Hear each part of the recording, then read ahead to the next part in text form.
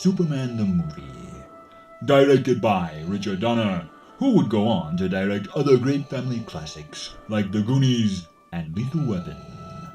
Based on the popular DC hero created by Jerry Siegel and Joe Shuster, the film was originally scheduled for release on the 40th anniversary of Action Comics #1, which introduced the world to the Big Blue Boy Scout on April 18, 1938. Superman had the highest production budget of any film at the time, costing Warner Brothers Studios $55 million. The title sequence alone cost more to produce than most concurrent films made. But while Superman may not like the color green, his soaring flight of fancy became the highest-grossing film for Warner's during the 1970s, topping the box office for 13 consecutive weeks during its initial run. Interestingly, lightning would strike twice the following decade, as box office records were once again made in 1989 by another Cape DC hero, Batman, proving superheroes have always been moneymakers. But you know what would be really super? If you donated to our PayPal to support Vader Reviews. A link is in the description. Help us keep fighting for truth, justice, and better movies. You'd be my hero. As my daughter would say, help me, soldiers of the Empire. You're my only hope. Our film begins as Jor-El prosecutes 3 Kryptonian criminals, including General Zod, played by Terrence Stamp, whom my younger viewers will recognize as Supreme Chancellor Valorum from Star Wars Episode 1. Being found guilty of their crimes, he and his fiendish friends are sent to the Phantom Zone as punishment, ironically making him the Phantom Menace, so to speak. Interestingly, there are many other connections to Star Wars in the production of Superman. The Kryptonian costumes were made by Scotchlite, the material used for the lightsaber blades in Episode 4. George Lucas turned down the chance to direct Superman in favor of Star Wars A New Hope in 1977. Christopher Lee, who played Count Dooku, turned down the role of General Zod.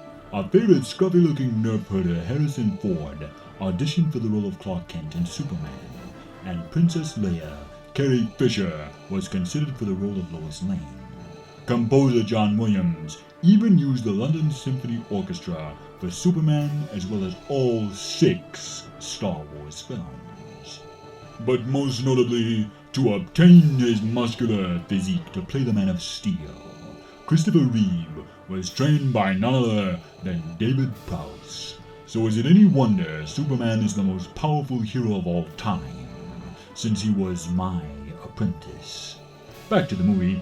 When Krypton is about to receive the Alderaan treatment, Space Godfather sends baby Soups to a galaxy far, far away in a giant Christmas tree ornament to spare him the horror.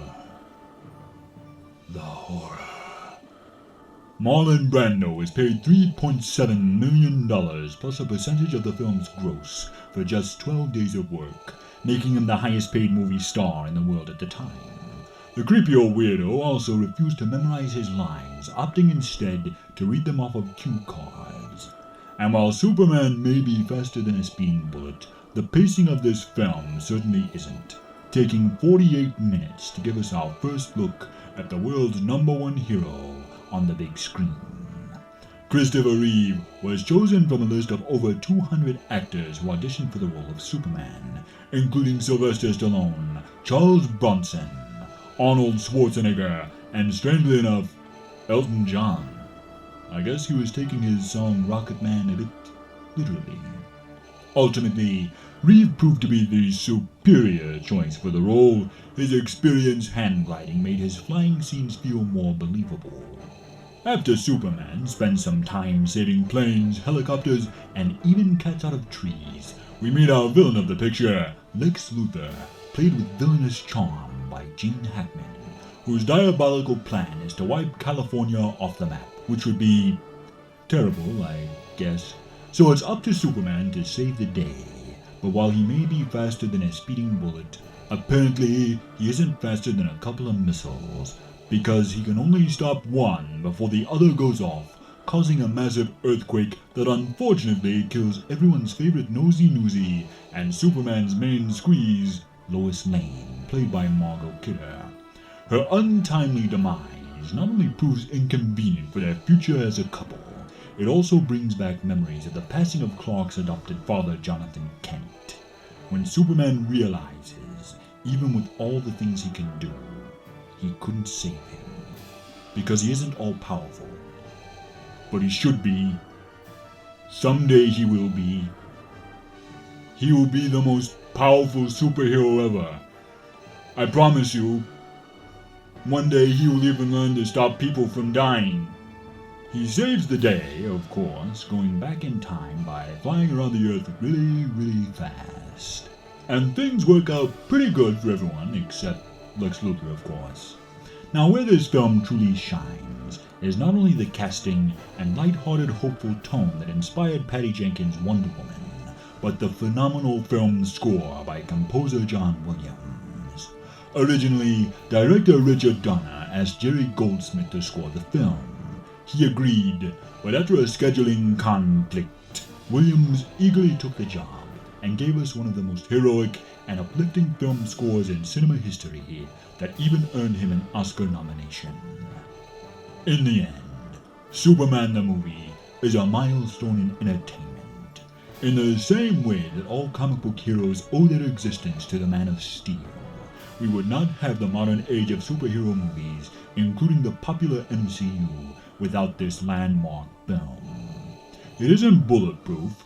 At times the effects, which were groundbreaking in 1978, don't always hold up, and the pacing can be the movie's kryptonite. But even so, what the film delivers is a heart and optimism that is sadly lacking in modern films.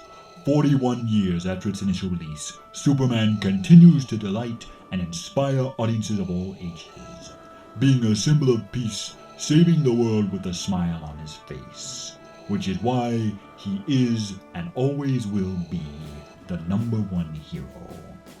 Speaking of heroes, I want to take a moment to recognize a great man.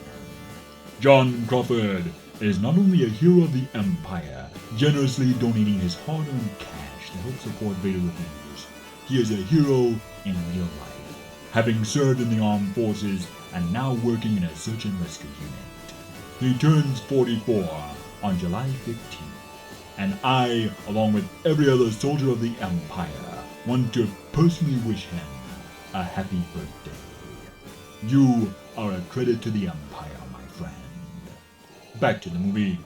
For its sense of adventure, perfect casting, iconic soaring film score by John Williams, inspirational message of hope, the importance of doing the right thing, and that we are all here for a reason, I give this film 5 out of 5 Death Stars.